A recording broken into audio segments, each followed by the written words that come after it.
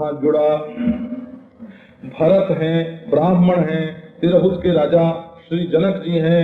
अब रामचंद्र ने अपने मन में मुहूर्त देख लिया, इन लोगों के लौटने का मुहूर्त कब है।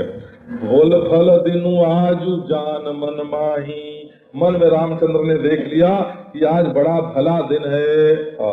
जैसे देश पवित्र होता है ना, कोई कोई स्थान, धरती तो सब एक है लेकिन स्थान पवित्र होता है, और जैसे वस्तु तो सब है लेकिन कोई कोई पवित्र होती है, कोई चीज गंदी होती है, होता है कि नहीं। वस्तु देखो, पंचभूत से बनी सब चीजें, लेकिन उनमें एक चीज पवित्र होती है।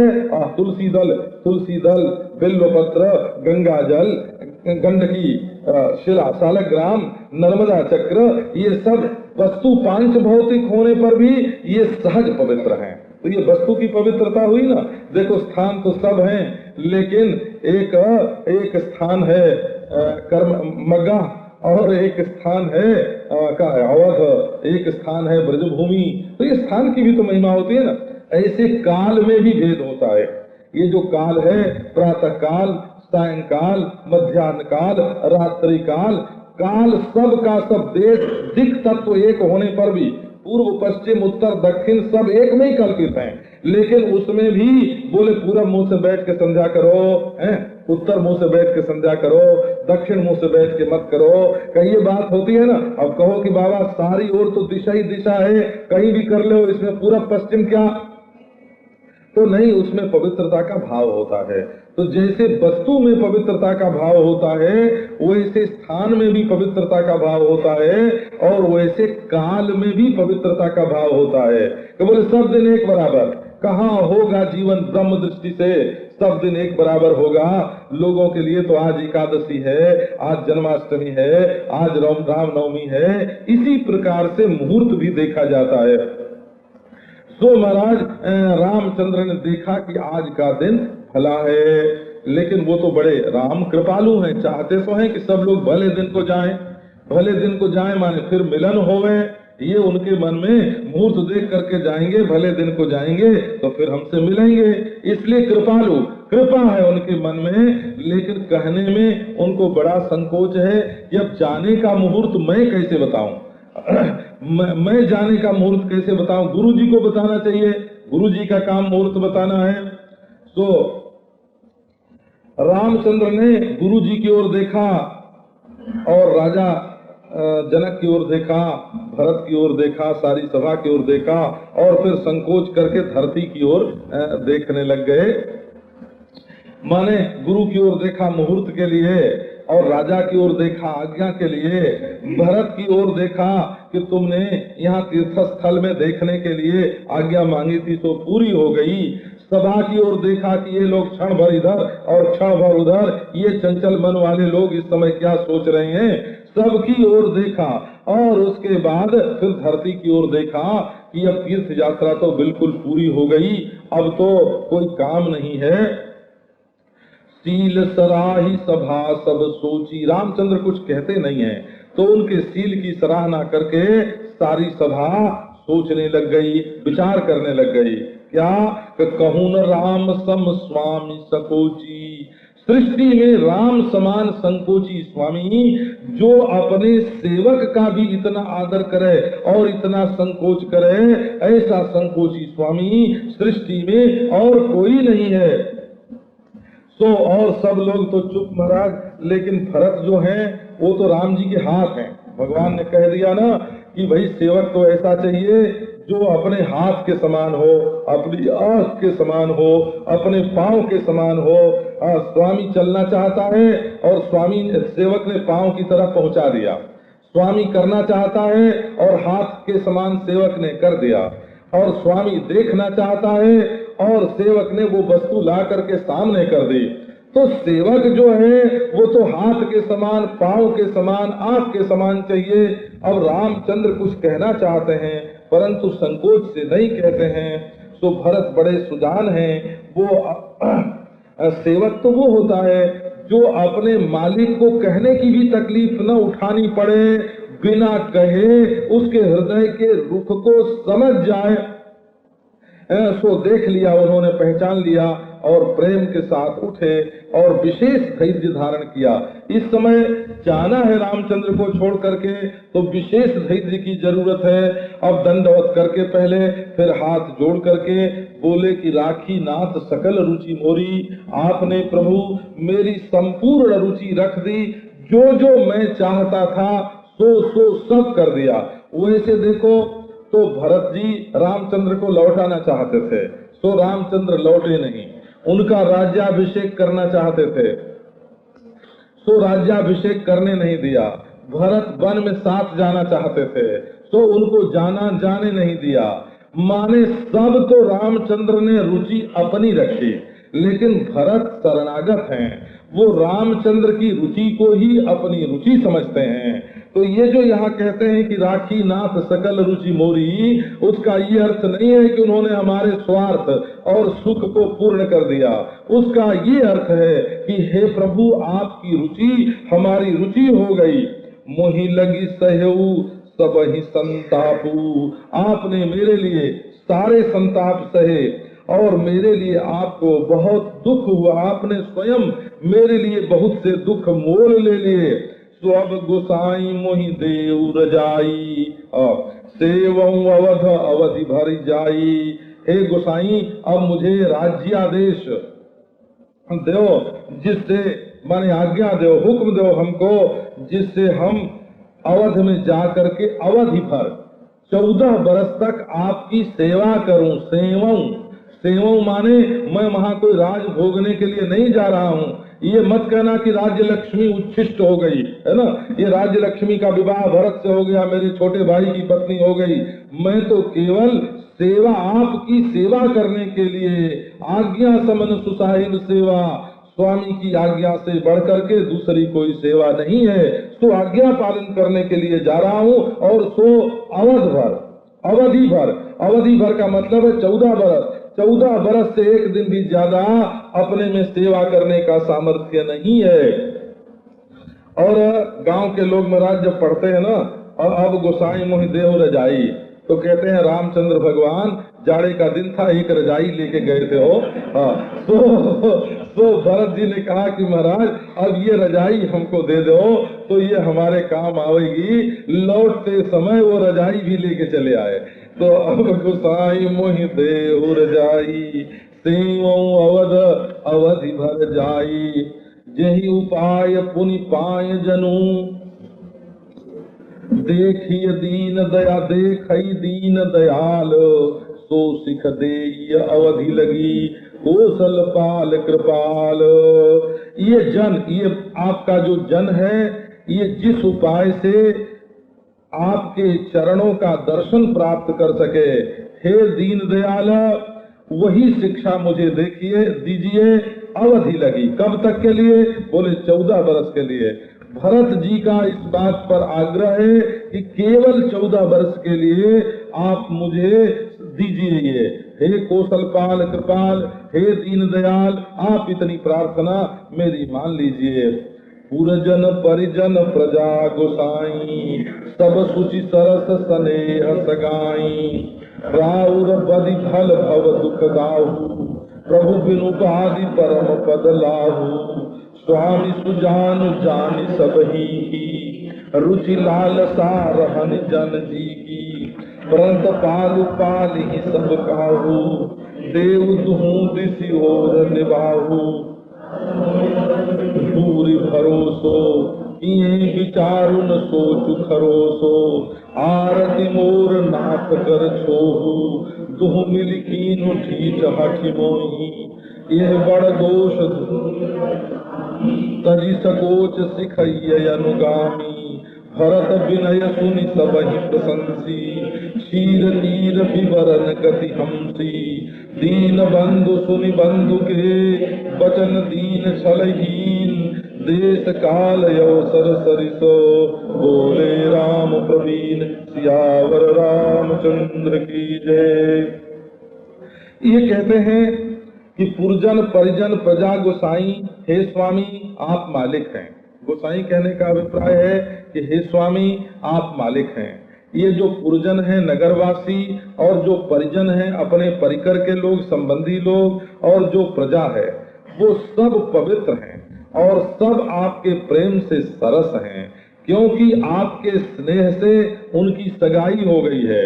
जैसे विवाह में सगाई होती है ना, संबंध होता है, वैसे सब आपके स्नेह संबंध से फंसे हुए बदबदे हुए हैं। और राउर बदी भल भव दुख दाहू, आपके लिए, आप हमारे गांव में बोलते हैं आपके बदे माने आपके लिए, राउर बदी आपके बदे माने आपके लिए। संसार के दुख की आग में जलना जो है वो भला है। रामचंद्र की प्राप्ति के लिए यदि जन्म जन्म संसार की आग में जलना पड़े तो वो सबसे भला। और प्रभु बिनु बादी परम पद लाहू, और यदि आपके बिना, आपको छोड़ करके यदि मोक्ष भी मिलता हो तो वो हमको नहीं चाहिए। स्वामी आप सुजान हैं और सबके हृदय की जानते हैं, और ये जो जन है आपका भरत, इसकी रुचि, इसकी लालसा, इसकी रहनी और इसके दिल की आप जानते हैं। आप प्रणत पाल हैं और सबका पालन पोषण करते हैं।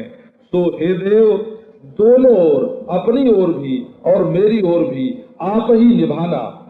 मेरे निभाए निभने वाली नहीं है, इस निर्वाह का भार भी आप पर ही है। असमोहि सब बुद्धि पूरी भरोसो, किए विचारु न सोचु खरोसो। इस प्रकार मुझे बहुत बहुत विश्वास है, तो सब प्रकार से केवल आप पर ही विश्वास है। मुझे अपने ऊपर भी विश्वास नहीं है कि मैं अपने नेम में, अपने प्रेम में, अपनी रहनी में, अपने बल पौरुष से मैं टिक सकूंगा, इस पर मुझे भरोसा नहीं है। आप ही हमारे कार्य के निर्वाहक हैं, आश्रित के कार्य के निर्वाहक आप हैं, और अपने आश्रयण में सौकर्य आपादन करने वाले, उसको सुगम बनाने वाले भी आप ही हैं। ये विचारु न सोचु खरोसो, जब मैं विचार करता हूँ तो मेरे लिए सोचने का, सोच करने का कोई भी कारण नहीं है। हमारे लिए सोच जो है वो खरा नहीं है, माने हमारे लिए शोक करना बिल्कुल झूठा है। तो मैं आर्त हूँ और आपकी कृपा है, छोह है। छोह माने वात्सल्य होता है, वो जैसे माँ अपने बच्चे को गोद में ले करके और आंचल से ढक लेती है, बड़ा छोह करती है, बड़ा लाड़ प्यार दुलार करती है, वैसे ही आपका छोह वात्सल्य है। मेरी आरती है और आपका वात्सल्य है। दुहु मिली कीन ढीठू हठी मोहू, तो दोनों ने मिल करके, माने मेरी आरती और आपके वात्सल्य, दोनों ने मिल करके मुझे बलात् ढीठ बना दिया है। इसलिए मैं आपके सामने बोलता हूँ। यह बड़ दोषु दूरी करी स्वामी, तजी सकोच सीखे सिखैय अनुगामी। तो आप इस मेरे बड़े दोष को दूर करके, मेरी ढिठाई दूर करके स्वामी, संकोच छोड़ करके मैं आपका अनुगामी हूँ, अनुगत हूँ, मुझे आप शिक्षा दीजिए। भरत विनय सुनी सब ही प्रशंसी, भरत की ये प्रार्थना सुन करके सब लोग उनकी प्रशंसा करने लगे। तो भरत जी सब ही प्रशंसी, सब उनकी प्रशंसा करते हैं। कैसे? क्षीर नीर विवरण गति हंसी। ये भरत की जो वाणी है वो कैसी है? कब वो दूध और पानी को अलग करने के लिए जैसे हंसी होती है, ऐसे भले और बुरे का अलगाव करने के लिए ये भरत की वाणी हंसनी के समान है। दीन बंधु सुनी बंधु के वचन दीन छलहीन। भगवान असल में ये दीन के बंधु हैं। जब मनुष्य अभिमान दिखाता है ना, तस्यापि अभिमान द्वेषित्वात् दैन्य प्रियत्वाच्च, भगवान अभिमान से द्वेष करते हैं और दीनता से प्यार करते हैं। जो अभिमान छोड़ करके भगवान के सामने आता है, अपनी जिद, अपना हठ, अपना स्वार्थ, अपना छल छोड़ करके आता है, का भगवान उसको उसके बंधु हैं, उसके भाई हैं। दीन बंधु सुनी बंधु के वचन दीन छलहीन। आज तो बंधु तो मिल गया, आज बंधु मिला। क्यों? कब वचन दीन, भरत जी जो है ना उनकी दीनता प्रकट हो गई तो दीन के बंधु हैं। भरत दीन हुए इसलिए उनके बंधु हैं। भरत जो है वो माँ जाए हैं, बाप जाए हैं, दुनिया के संबंध को लेकर के भरत से भगवान का प्रेम नहीं है। भगवान का जो भरत से प्रेम है वो दीन बंधु हैं भगवान, और भरत दीन हैं इसलिए सचमुच वो भरत के बंधु हैं। और बात ये है कि भरत जी छलहीन हैं, है ना, छलहीन है, निष्कपट हैं। ये आता है शास्त्र में, जहाँ छल कपट का वर्णन आता है वहाँ कहते हैं कि जो अपने लिए धर्म चाहता है, अर्थ चाहता है, अपने लिए काम चाहता है और अपने लिए मोक्ष चाहता है, वो भी प्रेम का कलंक है। अपने लिए मोक्ष चाहना भी प्रेम का कलंक है। ऐसा श्रीमद् भागवत में प्रोजित कैतव की व्याख्या में श्रीधर स्वामी ने लिखा है। तो जो सच्चा सेवक होता है वो स्वार्थहीन, छलहीन होता है। अब तो रामचंद्र बड़े प्रवीण, देश काल और अवसर के समान वो बोले, तात तुम्हारी मोरी परिजन की, चिंता गुरु इंद्र पहि घर बन की, माथे पर गुरु मुनि मिथिलेशु, हम ही तुम ही सपने कलेशु, मोर तुम्हार परम पुरुषार्थ, स्वार्थ सुजसु धर्म परमार्थ, पितुआयसु पालि तुम भाई, लोक वेद भल भूप भलाई, गुरु पितु मात स्वामी सिख पाले, चले हुकुमग पग परहिन खाले, अस विचार सब सोच बिहाई, पालहु अवध अवधि कर जाई, देश कोश परिजन परिवारो, गुरु पद रजहि लाग छर भारू, तुम मुनि मातु सचिव सिख मानी, पालहु भूमि प्रजा रजधानी, मुखिया मुख को चाहिए, खान पान कहुए को, सकल अंग तुलसी सहित विवेक सियावर। बोले रामचंद्र बोले कि भरत तुम काहे को चिंता कर रहे हो भाई, तुम्हारी चिंता, मेरी चिंता, परिजन की चिंता, ये तो घर की चिंता, वन की चिंता सब गुरु जी को है और राजा जनक को है। हमारे सिर पर तो वे दोनों है ना, माथे पर गुरु मुनि मिथिलेशु, हमारे सिर पर गुरु और मिथिलेश हैं। हम ही तुम ही सपने हुन कलेशु, हमें और तुम्हें स्वप्न में भी कोई क्लेश नहीं होगा, तुम चिंता क्यों करते हो। मोर तुम्हार, हमारा और तुम्हारा दोनों का परम पुरुषार्थ ये है और स्वार्थ भी यही है, सुजस भी यही है, धर्म भी यही है और परमार्थ भी यही है। मोर तुम्हार परम पुरुषार्थ मान चारों वर्ग, धर्म अर्थ काम मोक्ष, चारों इसी बात में है। और हम लोगों का स्वार्थ भी इसी में है, जस भी इसी में है, धर्म और परमार्थ भी इसी में है कि हम दोनों भाई पिता की आज्ञा का पालन करें। लोक वेद भल भूप भलाई, और इसी में सब की राजा की आज्ञा जो है वो उसका पालन करने में ही राजा की भलाई से उनका जस फैले कि उन्होंने अपने पुत्र को वनवास दे करके स्वयं मृत्यु मोल लेकर के सत्य धर्म की रक्षा उन्होंने की। ये जो राजा की भलाई है, भूप की भलाई है, इसी से लोक में भी भला है और वेद में भी भला है। क्योंकि गुरु, पिता, माता, स्वामी, इनकी जो शिक्षा है उसका अगर मनुष्य पालन करे तो चले हूँ कुमग पग पर ही न खाले। यदि कुमग में भी पुरास्ते से भी मनुष्य जाए तो उसका जो पांव है वो कभी नीचे नहीं पड़ता। खाले माने नीचे हो, तो खाले की ओर ऐसे बोलते हैं, खाले की ओर माने नीचे की ओर। इसका अभिप्राय क्या है, ये संतों के वचन में ये बात बहुत आती है। एक आदमी ने अपने मन से बहुत बढ़िया काम सोचा कि ये बहुत बढ़िया है और उसको किया और करने पर सफलता मिली, और सफलता जब मिली तब क्या हुआ कि उसको अभिमान हुआ कि देखो हमने अपनी बुद्धि से कितना बढ़िया काम सोचा और किया और सफलता पाई, इतना बढ़िया काम करने का फल उसको हुआ अभिमान, है ना? क्या मिला उसको? केवल केवल मानसिक संतुष्टि तो हुई ना, अभिमानिक तुष्टि हुई उसको। और एक आदमी ने गुरु के कहने से गलत काम किया, पिता के कहने से गलत काम किया, काम तो उसने गलत किया, लेकिन लोगों ने कहा भाई उसका कोई दोष नहीं है।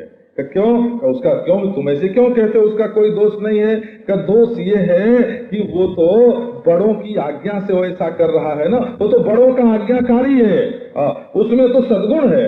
क्या सद्गुण है? कि वो बड़ों की बात मान करके करता है। सो महाराज यदि बड़ों की आज्ञा से, एक ने किसी बड़े की आज्ञा से किसी, देखो परशुराम जी ने पिता की आज्ञा मान करके माता को मार दिया, तो क्या हुआ? पिता प्रसन्न हुए, बोले वर मांग बेटा, तूने मेरी आज्ञा मानी है तो बोले कि हमारी माता जिंदा हो जाए, वर ये मांगा, और उसको ये मालूम न पड़े कि हमारे बेटे ने हमको मार दिया था। बराबर हो गया ना, काम बराबर। पिता की आज्ञा मानी और काम बिल्कुल बराबर हो गया। वहाँ उनका पांव खाली नहीं पड़ा, माने नरक में नहीं जाना पड़ा, वो पाप का फल नहीं भोगना पड़ा। तो चले कुमग पग पर ही न खाले, सब विचारी सब सोच बिहाई, ऐसा विचार करके सब शोक छोड़ दो और अवधि भर केवल 14 बरस की तो बात है, कोई ज्यादा दिन तो बात नहीं है। तो अवध में जा करके 14 बरस तक उसका पालन करो। और बात यह है कि वहाँ तो राज्य का बड़ा भारी भार है, देश है, कोष है, खजाना है, परिजन है, परिवार है। भरत जी कहें कि ये तो सब आपका है और इसका भार मैं ज्यादा नहीं संभाल सकता, अपने खजाने, आपके खजाने की रक्षा, आपके परिवार की रक्षा, आपके दोस्त देश कोष की रक्षा मैं भला कैसे करूंगा? तो बोले कि ये सारा जो क्षर भार है, इसको यह क्षरभार तास तुलसी जग जाको दास कहीं हो। गोस्वामी तुलसीदास जी महाराज का ये विचार है कि हम भाई जिसके सेवक हैं उसके ऊपर ये सब भार है, तो गुरु पद रज जो है का उसके ऊपर ये सारा भार डाल दो। और तुम वशिष्ठ मुनि, माता, मंत्री, इनकी शिक्षा मान करके सारी पृथ्वी, प्रजा और राजधानी की रक्षा करना। अब उपदेश करते हैं, मुखिया मुख सो चाहिए, मुखिया को मुख की भांति होना चाहिए। तो भाई मुखिया मुख के समान कैसा होना चाहिए कि वो जो खान पान कहूँ, ये खाते समय ऐसा मालूम पड़ता है, पीते समय ऐसा मालूम पड़ता है कि वो अकेला खा पी रहा है। तो राजा जब जुर्माना लेता है, जब कर वसूल करता है, टैक्स लेता है, तो मालूम पड़ता है कि ये सबके घर से इकट्ठा करके अपने घर में जमा कर रहा है।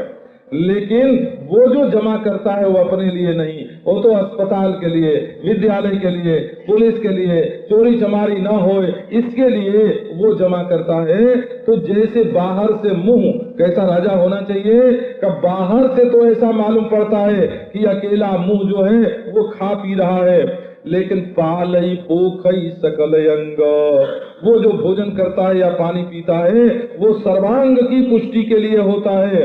क्यों? और वो भी विवेक पूर्वक। आंख के लिए आंख की रोशनी उससे मिलती है, कान के लिए सुनने की शक्ति मिलती है, जीभ को बोलने की शक्ति मिलती है, पांव को चलने की शक्ति मिलती है। विवेक पूर्वक सबको उससे पृथक पृथक शक्ति की प्राप्ति होती है। अब आगे का प्रसंग सायंकाल सुनावेंगे।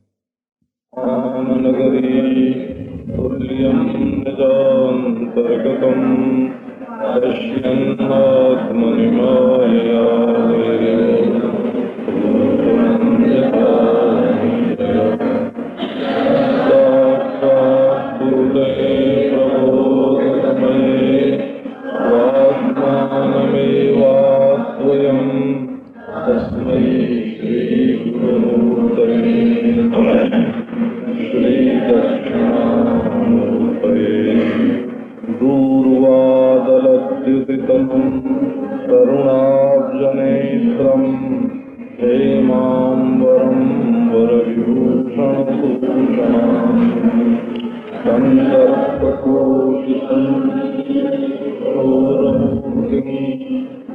किं मनोरथं भजयामीशम्।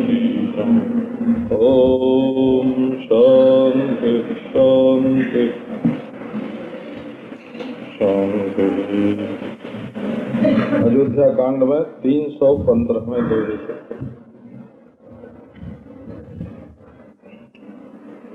मुखिया मुख सो चाहिए खान पान कहूँ एक पालई पोखई सकल अंग तुलसी सहित विवेक सियावर रामचंद्र की जय। और श्री रामचंद्र भगवान भरत जी को राजधर्म का उपदेश कर रहे हैं। तो बड़े लोग जो हैं वो संक्षेप में बोलना पसंद करते हैं और बुद्धिमान लोग उसको थोड़े में समझ लेते हैं। प्रधान व्यक्ति को कैसा होना चाहिए जो राज्य में, नगर में, जाति में, संप्रदाय में, राष्ट्र में मुख्य होवे, मुखिया, मुख्य शब्द का मुखिया हो गया। उसको कैसा होना चाहिए? कि मुख के समान होना चाहिए। खान पान का एक, खाता भी वो अकेला है और पीता भी वो अकेला है, लेकिन अपने पास कुछ नहीं रखता है, सब आकाशय में भेज देता है, मुंह के पास कुछ नहीं रहता। और विवेक सहित खा, तुलसी सहित विवेक, विवेक सहित खाता है। अगर ज्यादा खाएगा तो अपच हो जाएगा और कम खाएगा तो भूखा मरेगा। तो राजा को ऐसा होना चाहिए, माने वो लोगों से कर वसूल करता है, दंड भी वसूल करता है, परंतु विवेक के सहित।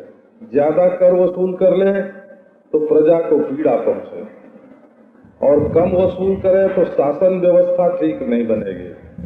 इसलिए यथा योग्य कर वसूल करके प्रजा से, और फिर उसके द्वारा अपना स्वार्थ सिद्ध नहीं करता है।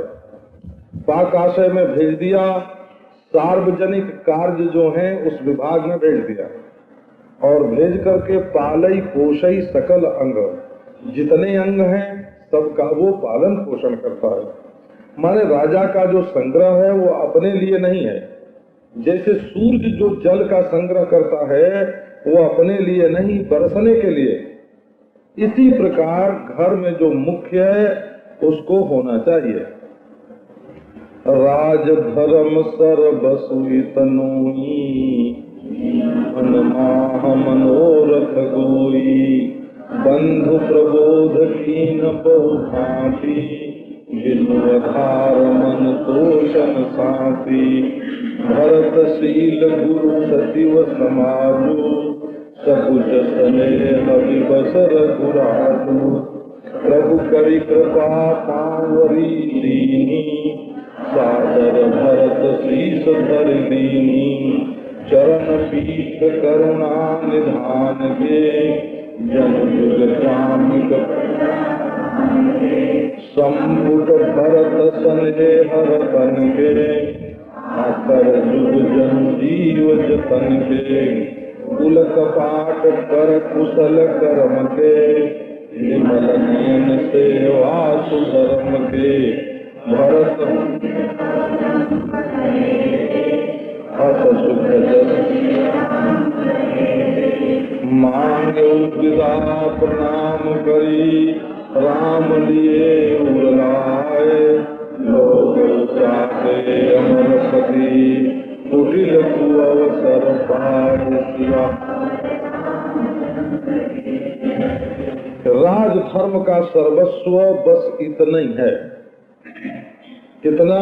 कोई मुखिया मुख तो चाहिए, बस इतना ही। ये राजधर्म का सर्वस्व है। जैसे नन्हे से मन में सारे मनोरथ गुप्त भाव से रखे रहते हैं, इसी प्रकार इस छोटे से उपदेश में राजधर्म का समूचा सार रखा हुआ है।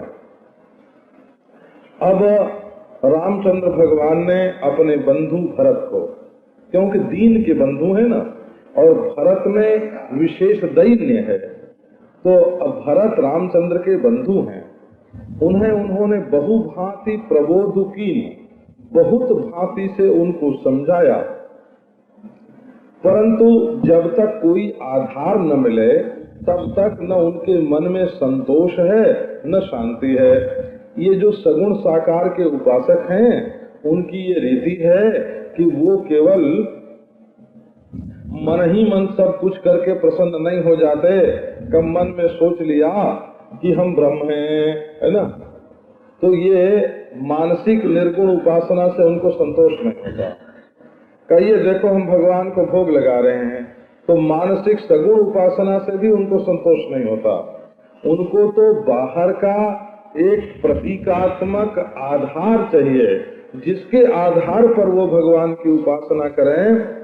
तो आधार न मिलने से भरत जी को संतोष और शांति की प्राप्ति नहीं हुई, उन्हें तो आधार चाहिए।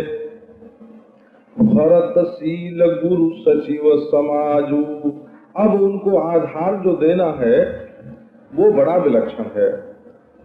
बड़ों के बीच में अपना पांव पुजाना ये शिष्टाचार के विपरीत है। हाँ, ये महात्माओं में तो ये बात बिल्कुल चलती नहीं कि गुरु बैठा रहे और चेला जो है का उसके सामने पांव पुजावे।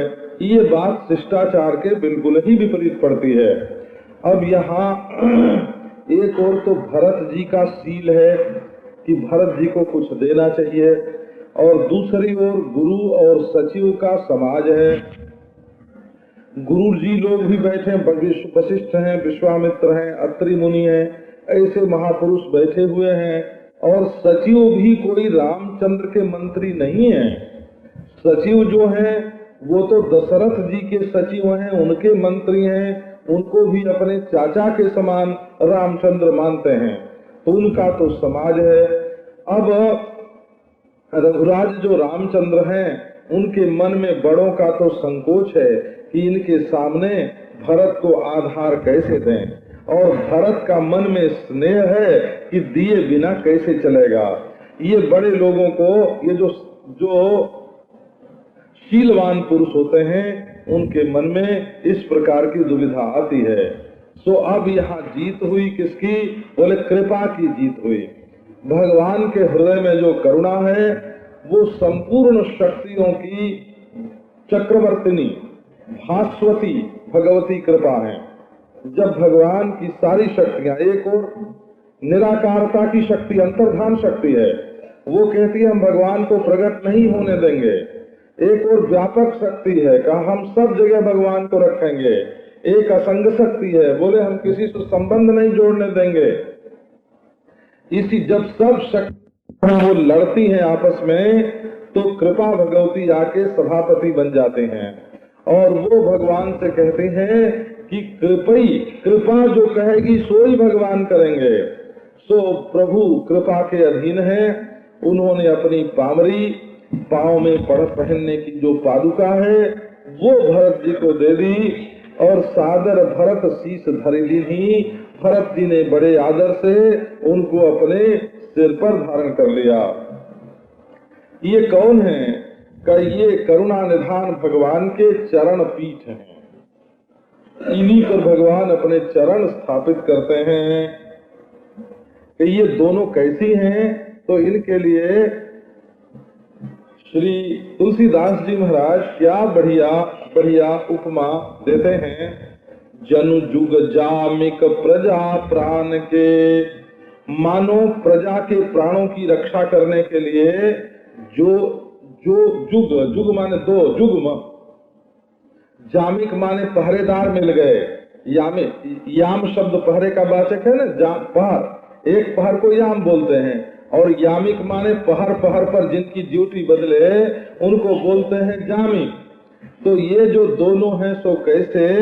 माने प्रजा के प्राणों की रक्षा के लिए ये दो पहरेदार मिल गए, ये प्रजा के प्राण की रक्षा करेंगे। संपुट भरत स्नेह रतन के, भरत जी के हृदय में जो स्नेह का रत्न है उसको कहाँ रखते?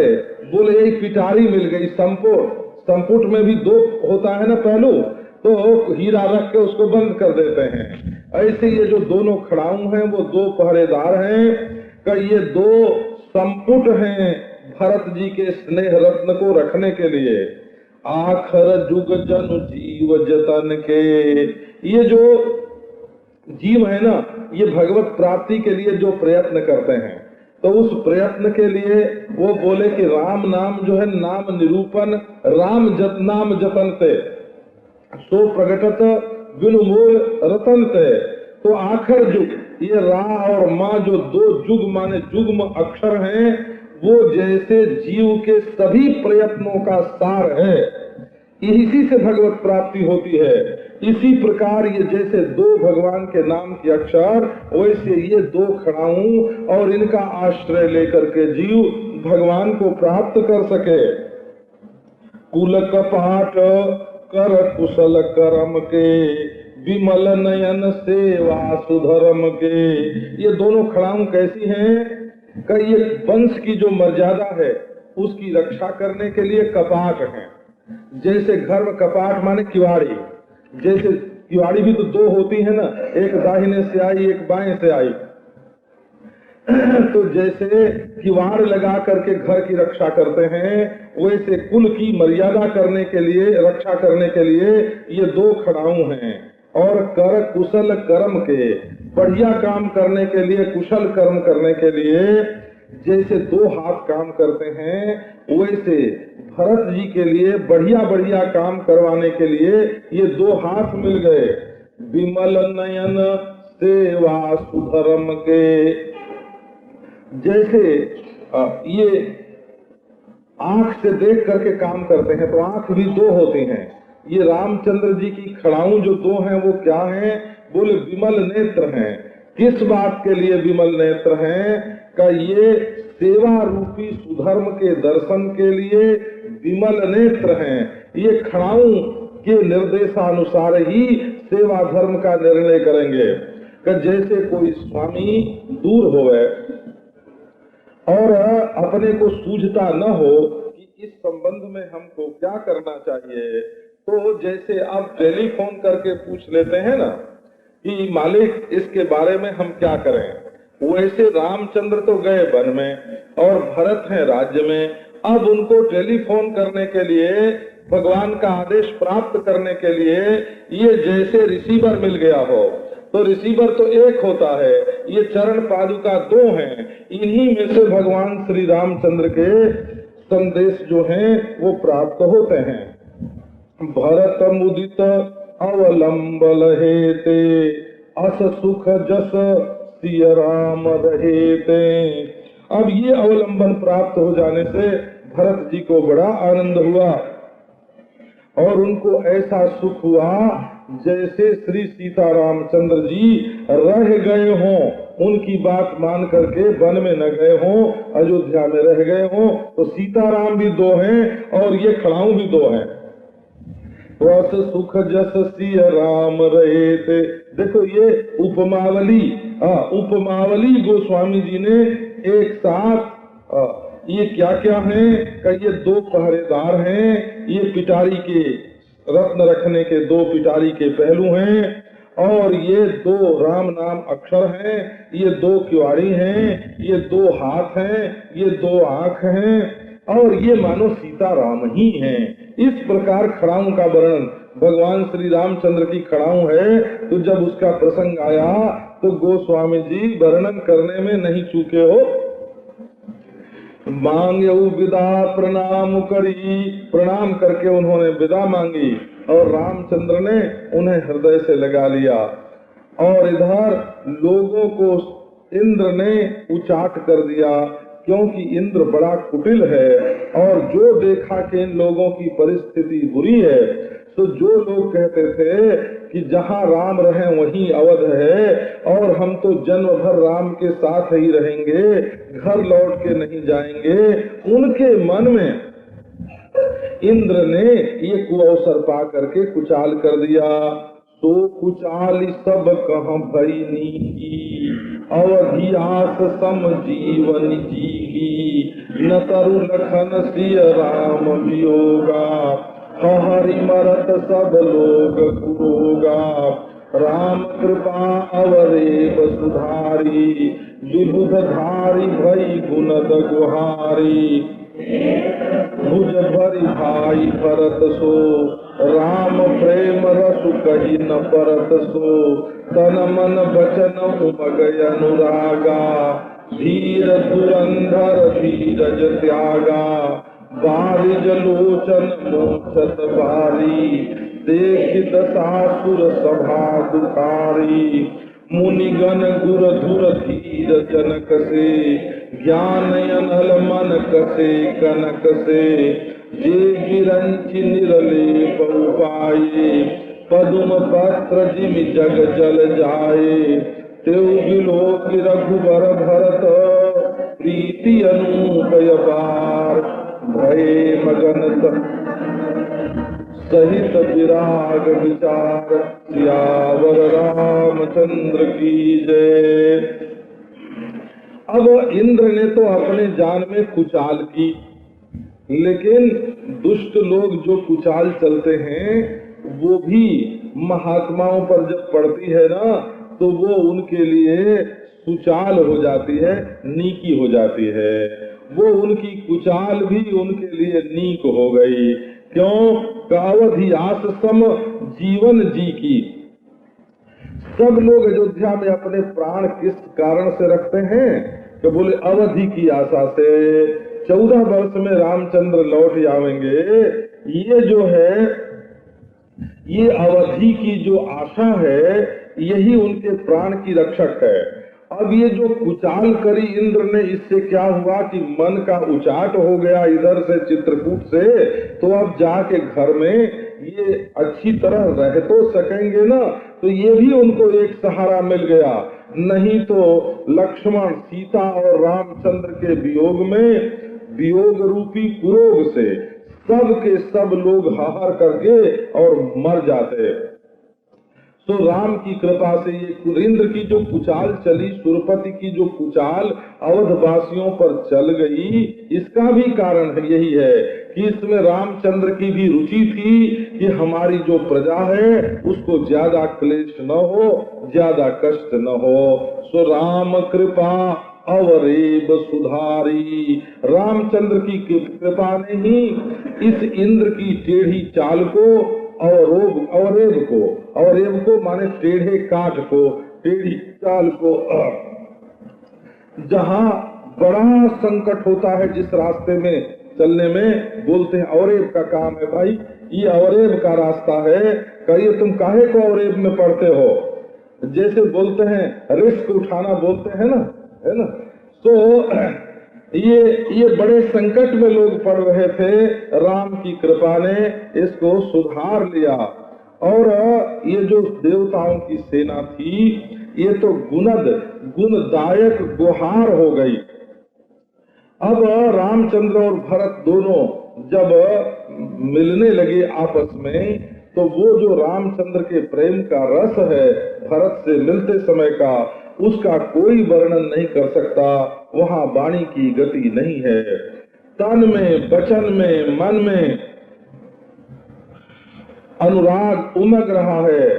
और धीर धुरंधर भगवान श्री रामचंद्र ने अपना धैर्य त्याग दिया। उस समय मैं धैर्यवान हूँ, ये धीरज मुझे धरना चाहिए, ये भी धारण उनसे नहीं किया गया हो। क्योंकि रामचंद्र जो है वो विस्मय हरख रहित रघुराऊ। रामचंद्र जो है उनको न कभी विषाद होता है और न कभी हर्ष होता है। तुम जानो रघुवीर स्वभाव, रघुवीर का स्वभाव ही ऐसा है, धीर धुरंधर है। लेकिन उस तितिक्षा स्वभावत है न, जब न व्यथयन ते पुरुषम पुरुषर्षभ सम दुख सुखम धीरम सोमृतत्वाय कल्पते। तो ये धीर धुरंधर हैं, परंतु इनका भी धैर्य इस समय छूट गया। बारिज लोचन मोचत बारी, इनके नेत्र रूपी कमल से जल की वर्षा हो रही है। अब ये दशा इनकी देख करके सारी सुर सभा जो है, देवताओं की सभा, वो दुखी हो गई। इतने बड़े लोगों का धैर्य जो है वो चूक गया। मुनिगण गुरु धुर धीर जनक से, ध्यान अनल मन कसे कनक से। जो अत्रि मुनि थे, वशिष्ठ मुनि थे, विश्वामित्र मुनि थे, इसीलिए अब मुनिगण बोलते हैं। पहले जब अकेले वशिष्ठ जी थे तब मुनि बोलते थे, अब मुनिगण बोलते हैं।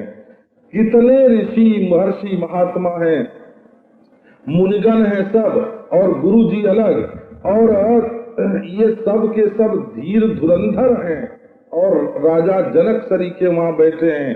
ये लोग कैसे हैं कि इन्होंने ज्ञान की आग में अपने मन रूपी कनक को कस लिया है।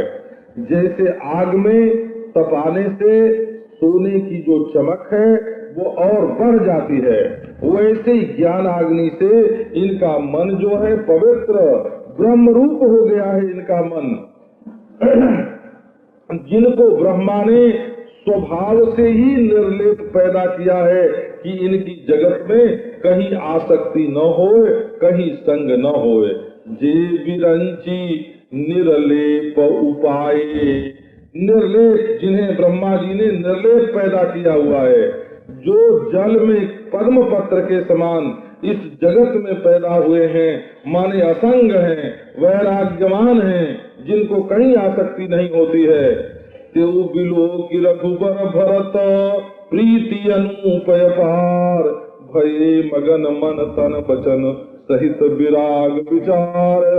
वे लोग भी रघुबर और भरत की अनुपम, जिसकी बराबरी की कोई प्रीति नहीं, और अपार, जिसका कोई पारावार नहीं, ऐसी प्रीति को देख करके तन मन वचन तीनों से और सहित विराग विचार, उनका जो वैराग्य था सो और जो उनके अंदर विचार था सो, सब का सब डूब गया। ये इन दोनों के प्रेम के रस में सब वैराग्य विचार सहित सबका तन मन वचन इसमें डूब गया। जहाँ जनक गुरु गति मति खोरी, प्राकृत प्रीति कहत बड़ी खोरी, बरनत रघुवर भरत वियोगु, सुनि कठोर कवि जानी लोगु, सो सकोचु रसु अकथ सुबानी, समौ सनेहु सुमिरि सकुचानी, भेंति भरत रघुवर समझाए, पुनि रिपु दवनु हरखि लाए, सेवक सचिव भरत रुख पाई, निज निज काज लगे सब जाई, सुनि दारुण दुख दुनु समाजा, लगे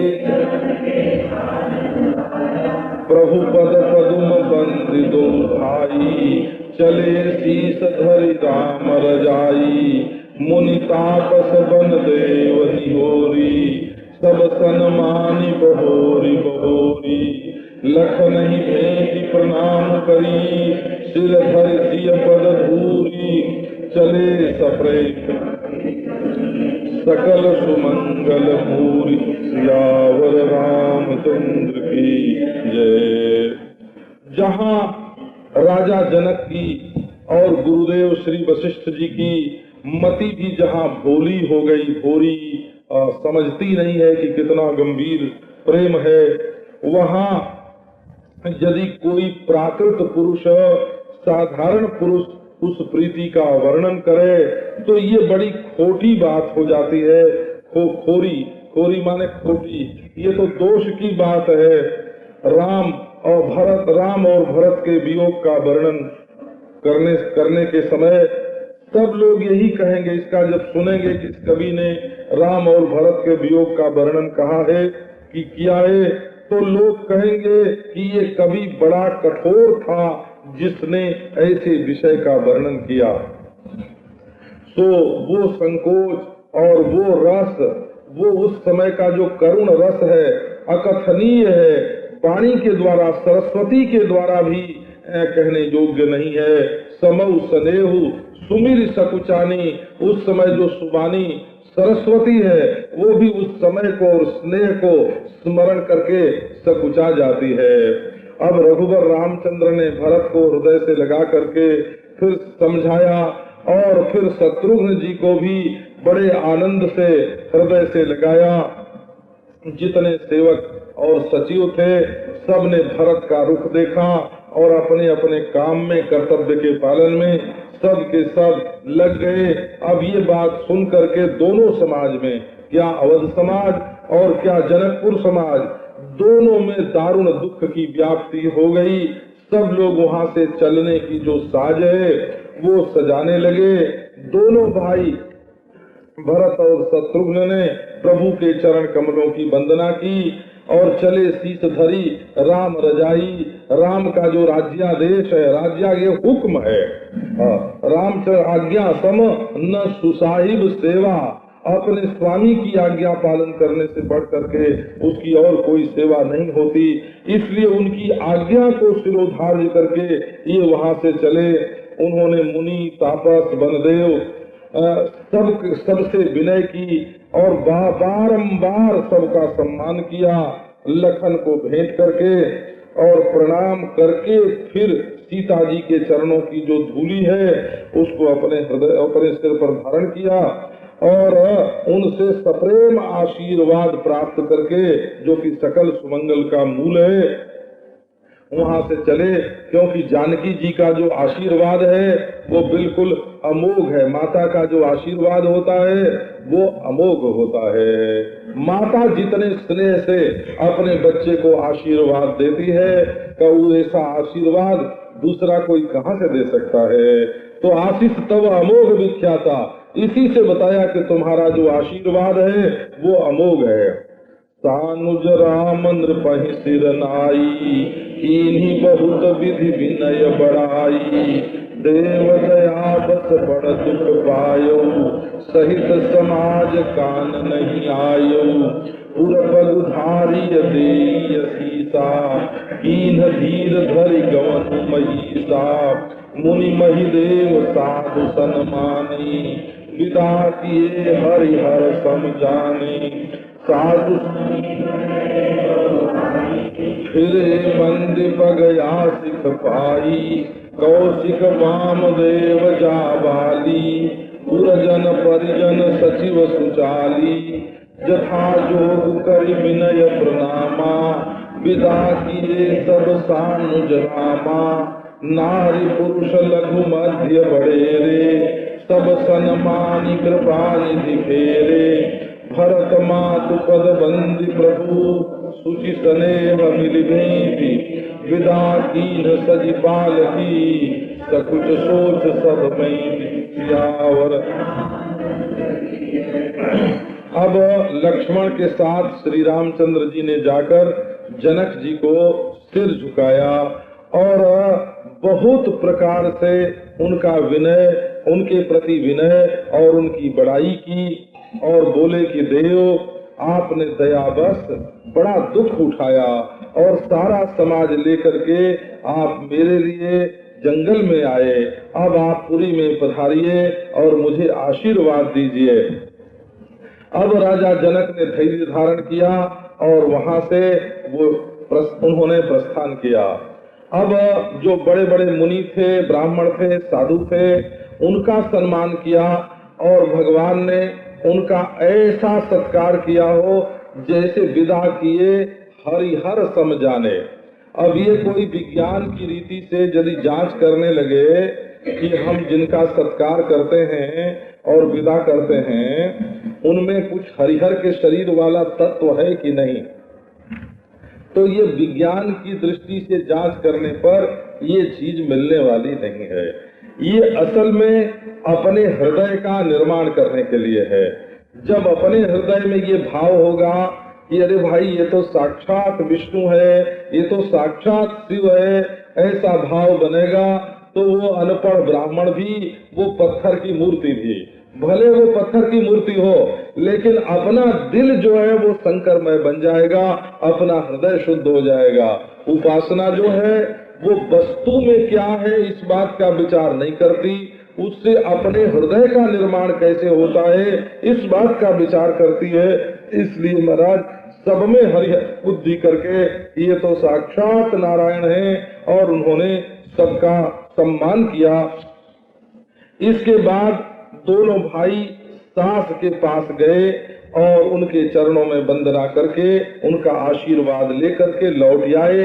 क्योंकि ये जो जनक जी की पत्नी हैं, ये तो बड़ी ज्ञान वाली हैं। उन्होंने कौशल्या जी को समझाते समय कहा था कि रामचंद्र 14 वर्ष में सब असुरों का संहार करके और मुनियों को सुख दे करके फिर अयोध्या में लौटेंगे और अचल राज्य करेंगे। ये बात हमको याज्ञवल्क्य मुनि ने पहले ही बता दी है, इसलिए कौशल्या जी तुम दुख मत करो।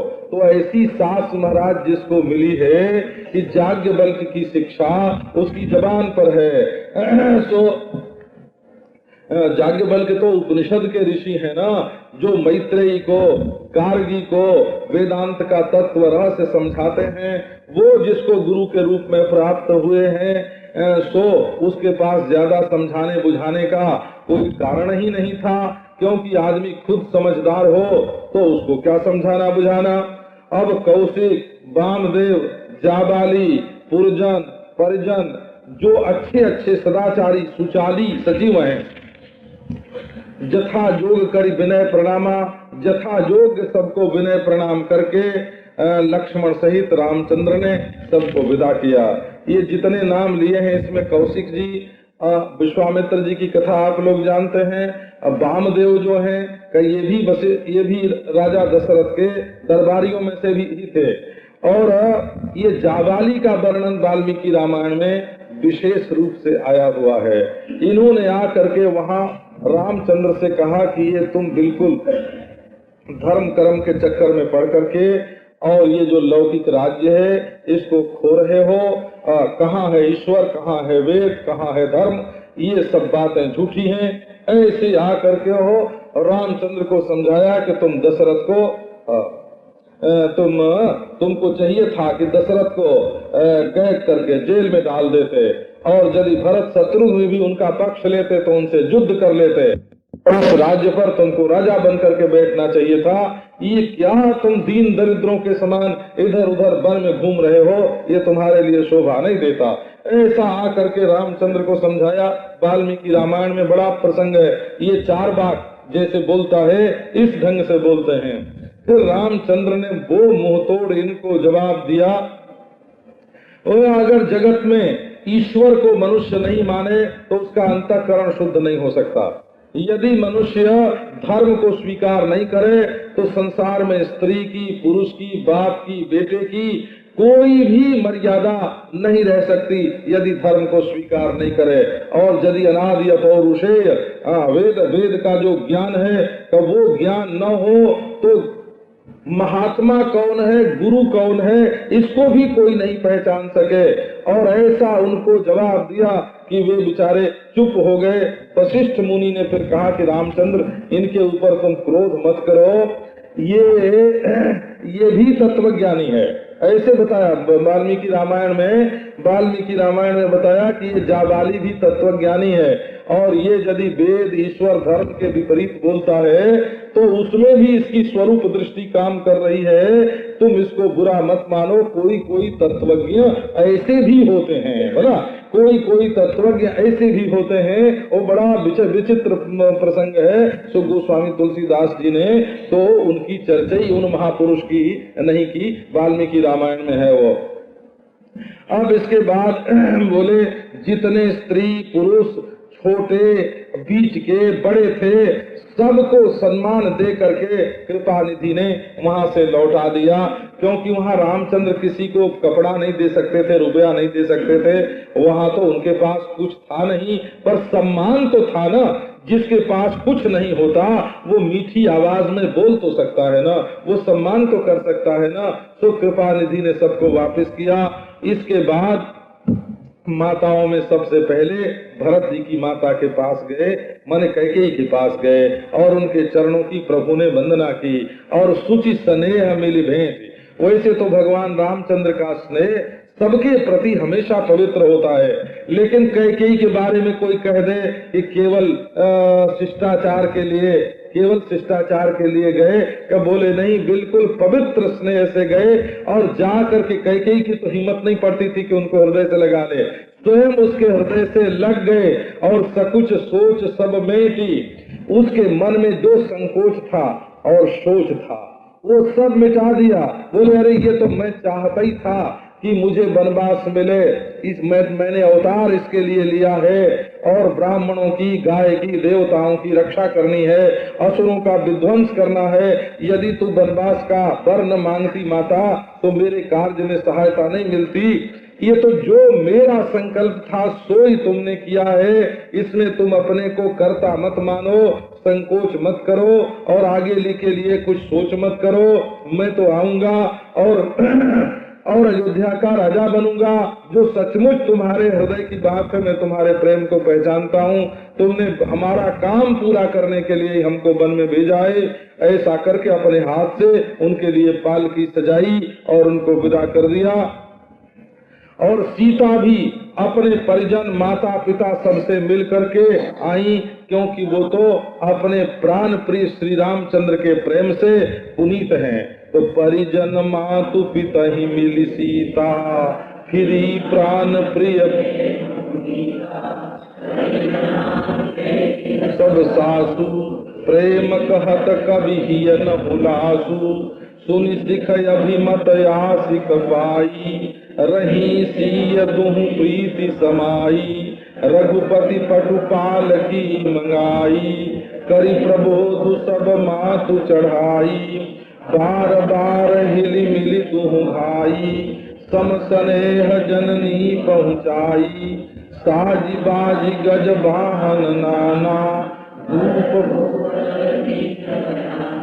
हृदय राम सिय लखन समेता, चले जाहि सब लोग यचेता, बसह बाजी गज पशु ही हारे, चले जाहि पर बस मन मारे, गुरु गुरति पद बंदी प्रभु, सीता लखन समेत, फिरे हरक विस्मय सहित, आए परनन के, सियावर रामचंद्र की जय।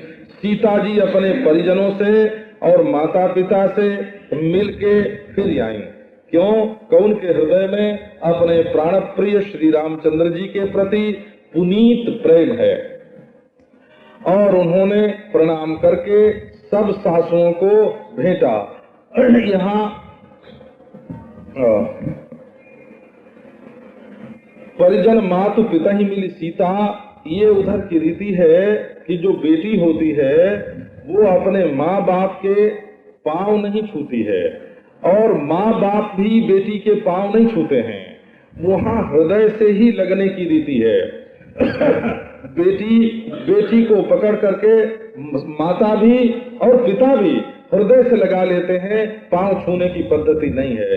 लेकिन जब सास के पास आई तो करी प्रणाम भेटी सब सासू, सास को प्रणाम करती हैं और सब सासुओं से भेंट अकवार करती हैं, मिलती हैं उनके साथ। ये भेंट अकवार शब्द एक साथ ही गांव में चलता है। वो अकवार माने अंकवार, अंकवार माने अपने अंक में छिपा लेना, अपने अंक से आवृत कर लेना, गोद में ले लेना, इसको अकवार बोलते हैं। अब ये प्रेम का वर्णन करते समय कवि के हृदय में कोई उल्लास नहीं है। ये विदाई का जो प्रेम है ना, विदाई का प्रेम, वियोग देने वाला प्रेम, इसका वर्णन करने में कवि को उल्लास नहीं है। इसीलिए जैसी रचना पहले कवि की हुई ना, विदाई के समय उतनी उत्कृष्ट रचना नहीं है, शिथिल रचना है, क्योंकि कवि के चित्त में उल्लास नहीं है। अब सासुओं ने बहू को शिक्षा दी कि पति की सेवा कैसे करना, और अभिमत सेवा आशीर्वाद, जो मन में चाहती थी वही आशीर्वाद, सावित्री भव, कि तुम सावित्री की तरह अपने पति के साथ रहो, ऐसा आशीर्वाद दिया। और सीता जी जो हैं वो तो मायके की प्रीति और ससुराल की प्रीति, दोनों की प्रीति में समा गई, जैसे अपन पा खो दिया। रघुपति ने बड़ी सुंदर पालकी मंगाई और समझा बुझा करके सब माताओं को उस पर चढ़ा दिया। दोनों भाई बारंबार हिल मिल के सम स्नेह जननी पहुंचाई, समान स्नेह के साथ सब माताओं को पहुंचाया। अब बाजी, घोड़ा, गज और नाना प्रकार के वाहन इनको सजा करके राजा जनक और भरत दोनों के दल ने प्रयाण किया और सबके हृदय में, वो जब चले वहां से तो खाली दिल से नहीं गए, हृदय रामुसीय लखन समेता, सबके दिल में बैठ गए सीता राम लक्ष्मण। और सब लोग अचेत से चले जा रहे हैं, उनको चेत नहीं कि रास्ता कहाँ, कौन चल रहा है। उनकी तो बात ही छोड़ो, जो वहाँ बसा है, बसा माने वृषभ, बैल और घोड़े, हाथी और पशु, ये भी दिल से हारे हुए, उत्साह शून्य हो करके, पर्वत मन मारे हुए चुपचाप, जैसे उनको हाका जाता है वैसे वो लौट रहे हैं। उनके मन में भी लौटने का उल्लास नहीं है। अब भगवान श्री रामचंद्र ने, सीता ने, लक्ष्मण ने, तीनों ने मिलकर गुरु और गुरु पत्नी दोनों की वंदना की और हर्ष और विषाद दोनों ही उनके मन में है। हर्ष तो इस बात के लिए है कि धर्म पालन का अवसर मिल गया। यहाँ स्नेह, ये जो मोह है ना मन में, जो आसक्ति है, स्नेह है, ये कभी कभी धर्म के विपरीत पड़ जाता है। तो रामचंद्र भी डर गए थे, बड़े संकोची स्वभाव के, कि कहीं भरत के प्रेम में आकर, पूर्ववासियों के प्रेम में आकर मैं पिताजी का जो वचन है उसको मेट न दूं। और उन्होंने कह दिया, 2 बार 3 बार कह दिया कि जो भरत कहेंगे सो कहेंगे, सो करेंगे, जो वशिष्ठ मुनि और जनक कहेंगे सो करेंगे, आप लोग आज्ञा दीजिए। ऐसे करने को स्नेह में आकर के तैयार थे, सो वो तोड़ना नहीं पड़ा। कि इसके लिए तो उनको हर्ष हुआ कि अब हम अपना काम ठीक ठीक करेंगे, और विषाद इसलिए हुआ कि इतने जो स्वजन परिजन स्नेही आए थे उनकी इच्छा पूरी नहीं कर सके। सो उनके वियोग से उनकी इच्छा पूरी, हमको कष्ट। ये एक बार मैंने देखा, श्री उड़िया बाबा जी महाराज कुछ उदास से थे, तो उनसे मैंने पूछा कि आप क्यों उदास हैं। तो बोले कि देखो, ये एक बड़ी एक इच्छा लेकर के ये मनुष्य मेरे पास आया था, और चाहिए तो था ये कि मैं उसको पूरा कर दूं, परंतु मैं पूरा नहीं कर सका ना, इसके लिए उदासी मालूम पड़ रही है, इसके लिए उदासी मालूम पड़ रही है। महात्मा लोगों का जो चित्त है ना, वो कैसा होता है कि भाई हम इसकी इच्छा को पूरी नहीं कर सके, कि इसके लिए उदास हैं। सो फिरे हरख विस्मय सहित आए परन निकेत। अब पर्ण कुटीर और पर्ण निकेत, वो जो पत्ते की बनी हुई, फूस की बनी हुई जो कुटिया है, कि उसमें आ गए। सो विदा कीन्ह सन मानि निषादु, चले हृदय बड़ बिरह विषादु। कोल किरात भिल्ल बनचारी, फेरे फिरे जोहारी जोहारी। प्रभु सिंह लखन बैठी बट खाही, प्रिय परिजन वियोग बिल खाही। भरत स्नेह सुभाव सुबानी, प्रिया अनुज सन कहत बखानी। प्रीति प्रतीति बचन मन करनी, श्री मुख राम प्रेम बस बरनी। तेहि अवसर खग मृग जल मीना, चित्रकूट चर अचर मलीना। विबुध विलोक दशा रघुबर की, बरख सुमन कही गति घर घर की। प्रभु प्रणाम करि दीन भरोसो, चले मुदित मन डरुन खरोसो। समेत प्रभु राजत परन कुटीर, भगत ज्ञान वैराग्य जनु। सोहत धरे शरीर, सियावर रामचंद्र की जय। भगवान ने बड़ा सम्मान करके निषाद को विदा किया। वो वहां से चले तो सही, लेकिन उसके हृदय में विरह का बड़ा भारी विषाद था। कोल किरात भिल्ल बनचारी, सब जोहार है प्रभु, जोहार है महाराज, जोहार है महाराज, ऐसे करके भगवान के फेरने पर तब वहां से फिरे। अब सीता राम लक्ष्मण ये बड़ की वृक्ष की छाया में बैठ गए, जहाँ जानकी जी ने अपने हाथ से वेदी बनाई थी। कहिए, श्री सीता जी सोचती हैं कि हमारे हाथ की बनाई वेदी पर प्रभु बैठेंगे तो उनको बड़ा सुख मिलेगा। तो उसी वेदी पर बैठे हैं। अब प्रिय परिजन के वियोग में बिलख रहे हैं, उनको भी दुख हो रहा है। और बारंबार भरत का कितना स्नेह है, कैसा स्वभाव है, कैसी सुवाणी है, वो सीता जी और लक्ष्मण जी से वर्णन करते हैं। क्योंकि सामने किसी की प्रशंसा करना ये दूसरी बात है, और उसके चले जाने पर उसकी प्रशंसा करना ये दूसरी बात है। हो तो भरत स्वभाव सुगम निगम हूँ, भरत जी का जो स्वभाव है वो वेद के लिए भी सुगम नहीं है, और भरत का जो स्नेह है वो होतन भूतल भाव भरत को सचर अचर चर अचर करत को, सारी दुनिया को बदल देने वाला भरत का भाव। और भरत की जो सुभाणी है वो धर्म विवेक विनय नयशाली, भरत भारती मंजू मराली, कैसा बढ़िया बोलते हैं। सो उनकी प्रीति, उनका विश्वास, उनके वचन मन की करनी, श्री रामचंद्र भगवान जो हैं वो प्रेम बस होकर के श्रीमुख से बारंबार वर्णन करते हैं।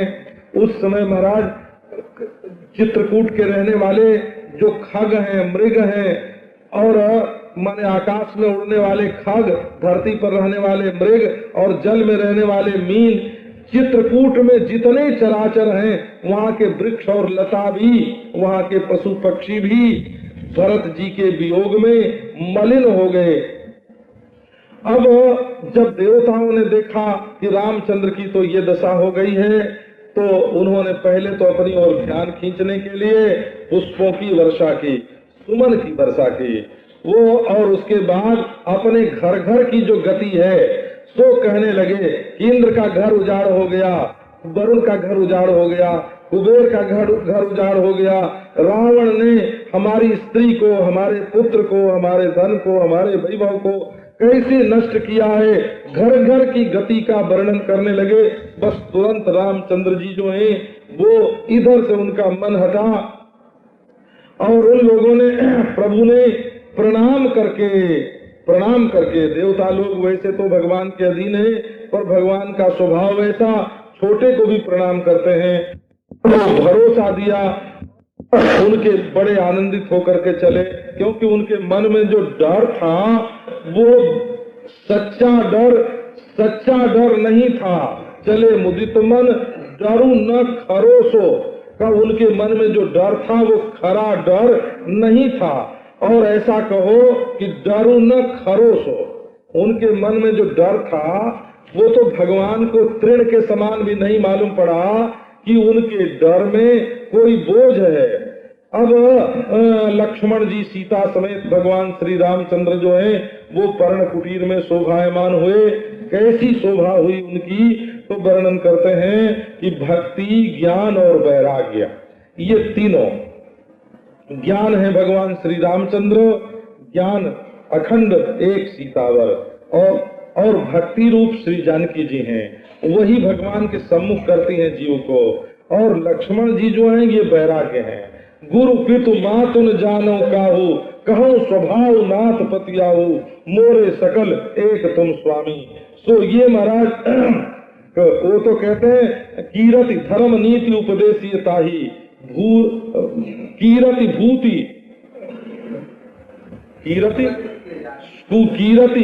भूति सुगति प्रिय जाही। तो लक्ष्मण जी को न कीर्ति चाहिए, न सुगति चाहिए, न विभूति चाहिए। ये वैराग्य के मूर्तिमान स्वरूप है लक्ष्मण, जो सब छोड़ करके सीताराम की सेवा में लग गए। सीता है भक्ति जो हमेशा भगवान के साथ रहती हैं, और अखंड ज्ञान है भगवान श्री रामचंद्र। तो ये तीनों मानो शरीरधारी होकर के पर्ण कुटीर में विराजमान हो रहे हैं।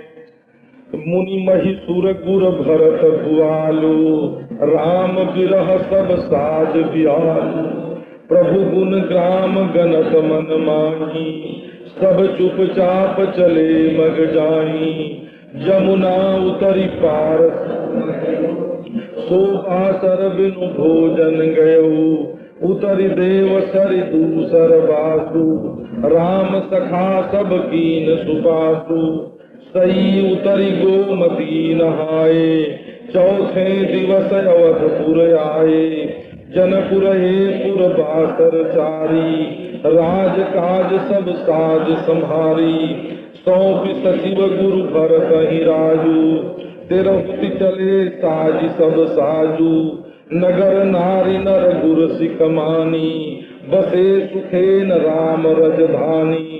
राम दरस लगी लोग सब, करत नेम उपवास, तज तज भूखन भोग सुख, जियत अवधि की आस सिया।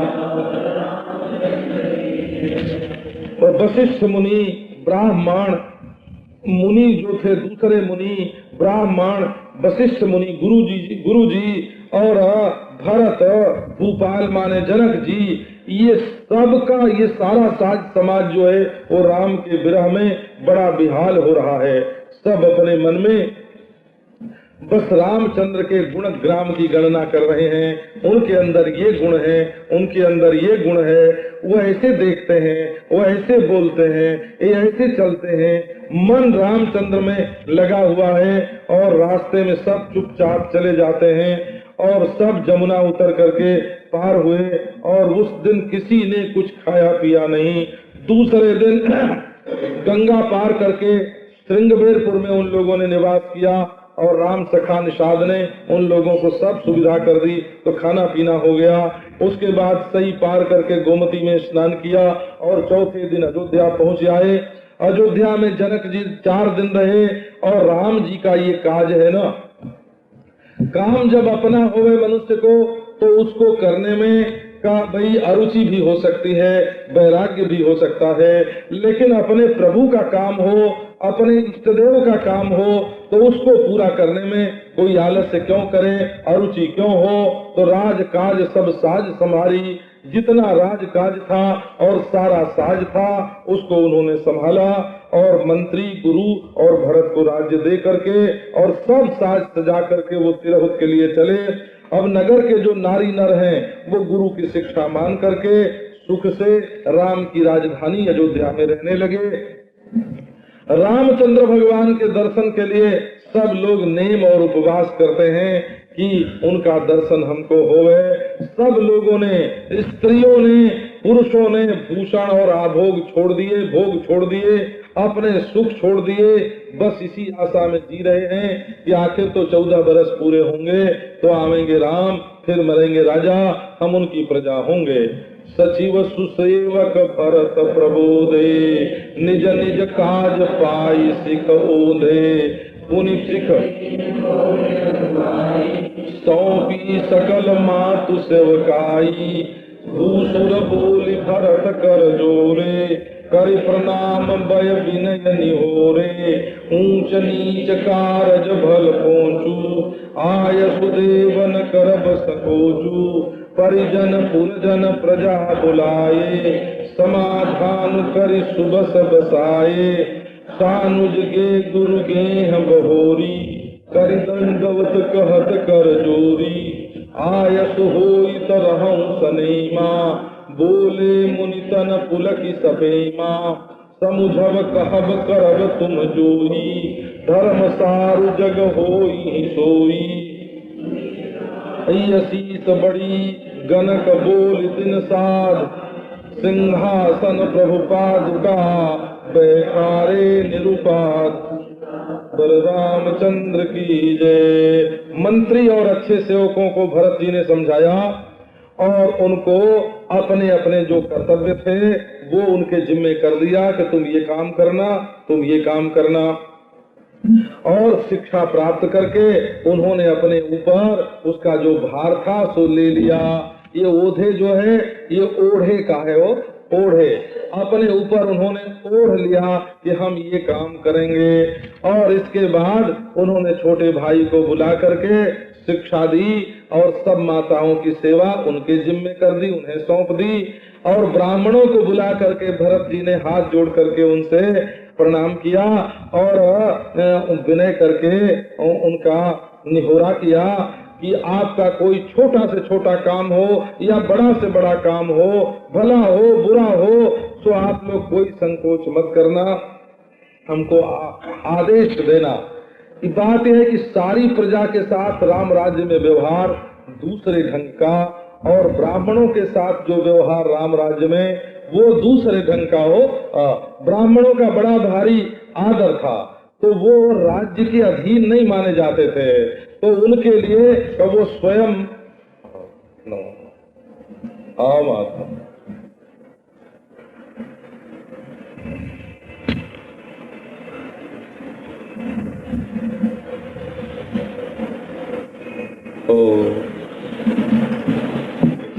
नहीं आओ, आनंद आया कि शिष्टागमन हो गया ना।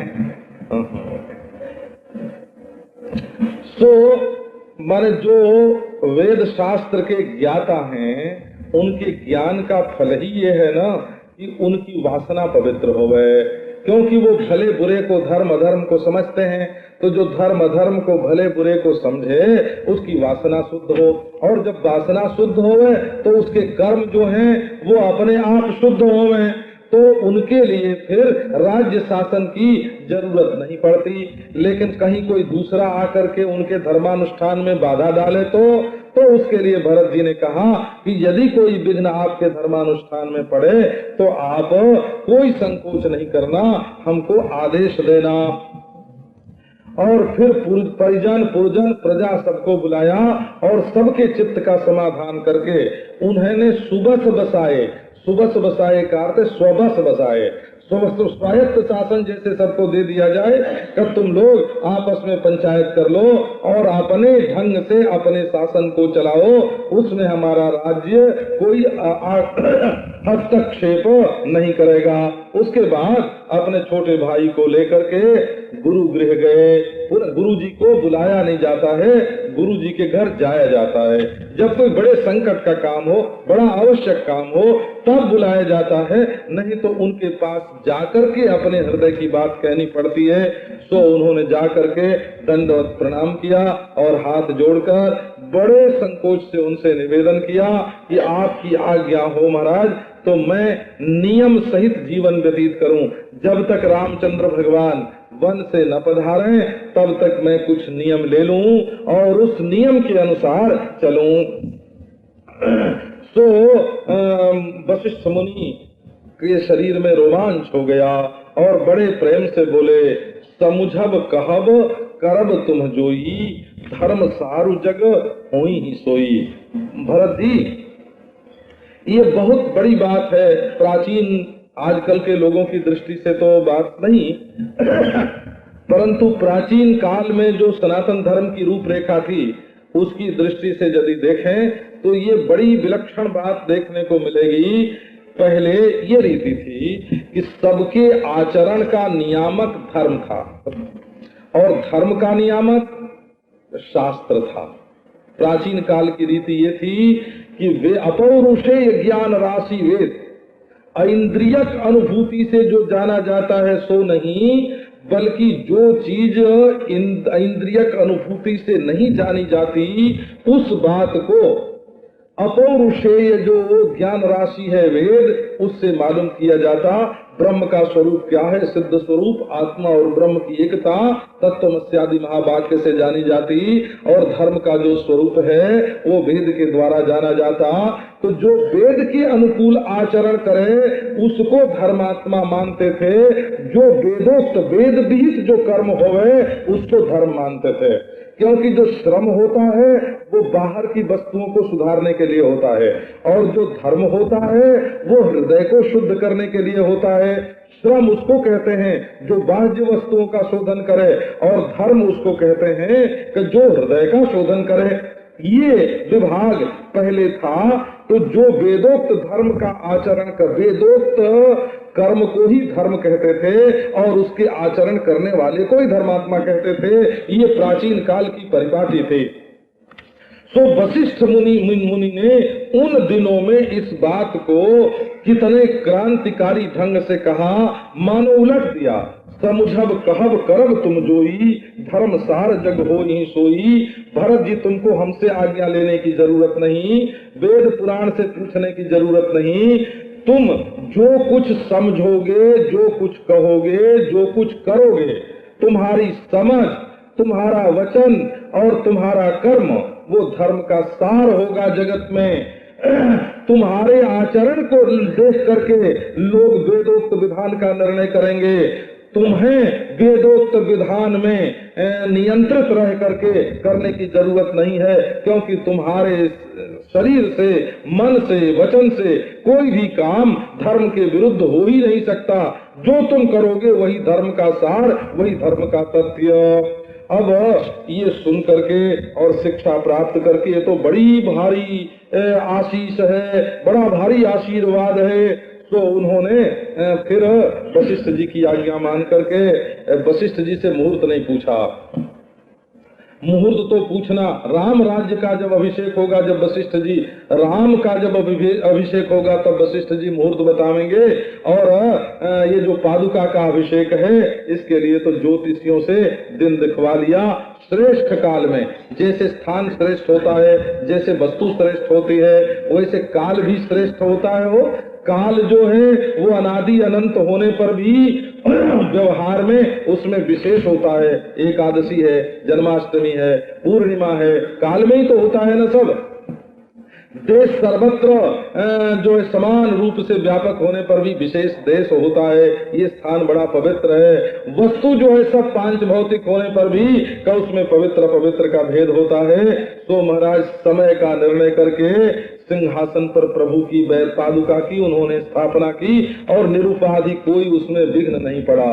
राम मातु गुरु पद सिर नाई, प्रभु पद पीठर जाय सुपाई, नंदी गांव करि परन कुटीरा, कीन निवासु धर्म धुर धीरा, जटाजूट सिर मुनि पटधारी, महिखनि कुश साकरी संवारी, असन वसन वासन व्रत नेमा, करत कठिन ऋषि धर्म सप्रेमा, भूखन बसन भू मन तन वचन तजे तिन दूरी, अवध राजु सुर राजु सिहाई, दशरथ धन तेहि पुर बसत भरत बेनुरागा, चंचरीक जिमि चंपक वागा, रमा विलास राम अनुरागी, तजत बमन जिमि जन बड़ भागी, राम प्रेम भाव जन भरतु बड़े यही कर दूदी, चातक हंस सराहियत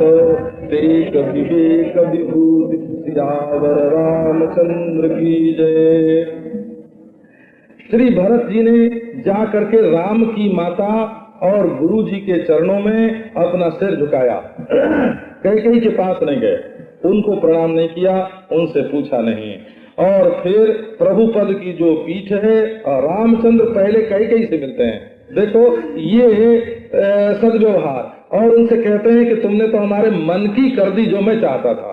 और भरत जी कैकेयी के पास नहीं जाते हैं, उन्होंने कौशल्या जी से जाकर के प्रणाम किया, आज्ञा ली, और फिर उसके बाद प्रभु पद पीठ, वो भगवान के चरण पादुका जो है उनसे उन्होंने राज्यादेश प्राप्त किया।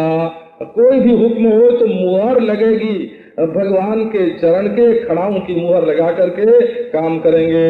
और नंद गांव में जाकर के उन्होंने फूस की एक कुटिया बनाई। ये धर्म धुरधीर श्री भरत जी जो हैं, ये यदि राज्यश्री का उपभोग करें तो राज्यश्री भरत की पत्नी हो जाए और फिर राम के भोग के योग्य न रहे का, इसलिए का उन्होंने राज्यश्री का बिल्कुल परित्याग कर दिया और सेवा की हो, भोग नहीं किया। सिर पर जटाजूट जैसे रामचंद्र ने धारण किया था, और शरीर पर मुनिपट, बलकल और महिखनि कुश साथरी सवारी। एक टीकाकार ने लिखा कि धरती खोद खोद के भरत जी ने कुश निकाला और फिर उसकी सज्जा बनाई अपने हाथ से, कुश खोद करके। क्योंकि शास्त्र का नियम यह है कि कुश जब निकाला जाए तो उसकी जड़ टूटे नहीं, मूल सहित कुश होना चाहिए। और बात यह है यहाँ महिखनि कुश साथरी सवारी का अर्थ यह है कि उन्होंने अपने लिए गुफा बनाई। महिखनि माने धरती खोद करके गुफा बनाई, महिखनि, खनि माने खोद करके। और कुछ साथरी सवारी और कुछ की एक चटाई अपने लिए बनाई। वो फैजाबाद से 10-12 मील दूर नंदीग्राम का नाम का स्थान है और बिल्कुल उजाड़ सरीखा है। हो वहाँ कोई तीर्थ सरीखा नहीं मालूम पड़ता। एक छोटी सी कुटिया है और उसमें एक नीचा सा गड्ढा है बोला। तो वहाँ यही बताते हैं कि इसी गड्ढे में भरत जी, उसी गुफा में भरत जी रहते थे और उसमें श्री रामचंद्र भगवान की खड़ाऊ रखने की जगह है। सो महिखन कुछ साथरी सवारी, रामचंद्र धरती पर रहते हैं और मैं उनका सेवक हूँ, तो मैं यदि धरती पर रहूंगा तो उनकी बराबरी हो जाएगी, इसलिए रामचंद्र से नीचे हम रहें। इस दृष्टि से उन्होंने वो गुफा बना करके धरती में भीतर निवास किया और भोजन, वसन और वासन, बर्तन, ये व्रत और नेम, ये सब जो है जो बहुत कठिन है उसी का पालन करते हैं, जैसे ऋषि लोग धर्म का पालन करते हैं। माने भोजन, कंदमूल, बसन, बलकल और बासन जो है तुम्बी आदि के धातुओं के बने बर्तन नहीं, और उनका व्रत, ब्रह्मचर्य व्रत, उनका नियम, तो कठिन कठिन धर्म जो है उसका पालन करते हैं। और भूषण, बसन, भोग, बड़े बड़े सुख, इन मन तन वचन से उनका नाम लेना भी उन्होंने छोड़ दिया, जैसे तिनके को तोड़ करके फेंक दिया हो। ये भरत जी के इस त्याग को मामूली त्याग नहीं समझना। अवध राजु सुर राजु सिहाई, अयोध्या का राज देख करके इंद्र स्पर्धा करते थे, सिहाई ऐसा राज्य हमारे पास नहीं है। और दशरथ जी का धन सुन करके कुबेर जी लज्जित हो जाते थे कि मैं संपूर्ण निधियों का पति होने पर भी इतना धनी नहीं हूँ। उसी राज्य की प्राप्ति में कैसे रह रहे हैं भरत जी। इतने ही पूर्व बसत भरत बिनु रागा, वहाँ राग रहित तो होकर के भरत जी रह रहे हैं। जैसे चंपक के बगीचे में, चंपा के बगीचे में जैसे कोई चंचरीक भौरा रहता हो, जैसे भौरा चंपा के बगीचे में तो रहे परंतु उस पर बैठे नहीं, उसकी गंध नहीं सूंघे, उसका भोग नहीं करे, ऐसे भरत जी रहते हैं। पहले वर्णन किया संपत्ति चकई भरत चक मुनि आयसु खिलवाड़। पहले वर्णन किया भरद्वाज जी के आश्रम में जैसे किसी खिलाड़ी ने चकई और चकवा को एक पिंजड़े में बंद करके रात को रख दिया कि अब तो तुम लोग प्रेम करोगे, तो वहां भी दोनों ने अपना मुंह फेर लिया और रात भर चिल्लाते रहे, कोई संजोग नहीं हुआ। तो संपत्ति जो है वो चकई है और भरत जी जो है वो चकवा है। और भरद्वाज जी के आदेश से दोनों पिंजड़े में एक साथ रात को रहे तो सही, लेकिन दोनों का मिलन नहीं हुआ। इतना वैराग्य भरत जी के अंदर। रमा विलास राम अनुरागी, तजत बमन जिमि जन बड़ भागी। जो राम के अनुरागी प्रेमी भक्त हैं वे रमा लक्ष्मी के विलास को ऐसे छोड़ देते हैं जैसे अपने क्रय किए हुए पदार्थ को, एक कुत्ता ही होता है दुनिया में जो अपने क्रय किए हुए पदार्थ को फिर से खाता है, और ये तो महाराज बड़भागी जन है, इन्होंने जिसका परित्याग कर दिया अब उसका सेवन कैसे कर सकते हैं। सो राम प्रेम भाजन भरतो, जिनका नाम रामचंद्र जपते हैं, जग जप राम राम जपु जेहि। जो भरत का रामचंद्र जिसका सुमिरन करते हैं, रामचंद्र के जो प्राण प्रिय हैं, उनके लिए ये कोई बड़ी करतूती नहीं है। क्योंकि चातक और हंस जो हैं उनकी सराहना इसी से होती है कि चातक की टेक है कि हम स्वाति के बूंद को, स्वाति का जो जल है उसी को पिएंगे, और हंस का ये विवेक है कि वो दूध और पानी को अलग अलग कर देता है।